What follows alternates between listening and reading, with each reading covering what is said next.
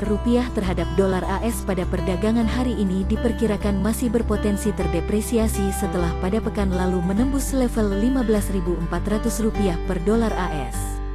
Analis PT Sinarmas Future Ariston Cendra mengatakan nilai tukar rupiah masih berpotensi tertekan terhadap dolar AS setelah pekan lalu berhasil menembus ke atas Rp15.400.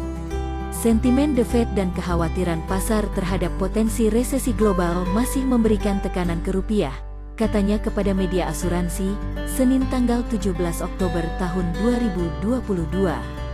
Menurutnya, ekspektasi pasar terhadap kebijakan kenaikan suku bunga The Fed yang agresif di tahun ini masih tinggi. Tingkat inflasi konsumen AS bulan September yang dirilis pekan lalu masih menunjukkan level inflasi yang tinggi di atas 8%. FedWatch Tool CME menunjukkan 98% pelaku pasar yakin The Fed akan menaikkan 75 BP pada pertemuan selanjutnya. Ariston menerangkan saat ini tingkat imbal hasil obligasi pemerintah AS terutama tenor 10 tahun sudah kembali naik ke kisaran 4%. Kenaikan yield obligasi ini juga mengindikasikan ekspektasi pelaku pasar terhadap kenaikan suku bunga acuan The Fed selanjutnya. Belakangan, sambung Ariston, IMF merilis laporan soal perlambatan ekonomi dunia dan potensi gagal bayar beberapa negara.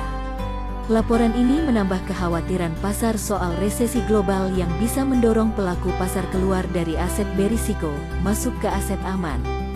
Hari ini, data neraca perdagangan Indonesia mungkin bisa sedikit menahan pelemahan rupiah bila data kembali menunjukkan surplus di atas ekspektasi. Potensi pelemahan ke kisaran Rp15.500 dengan potensi support di kisaran Rp15.380.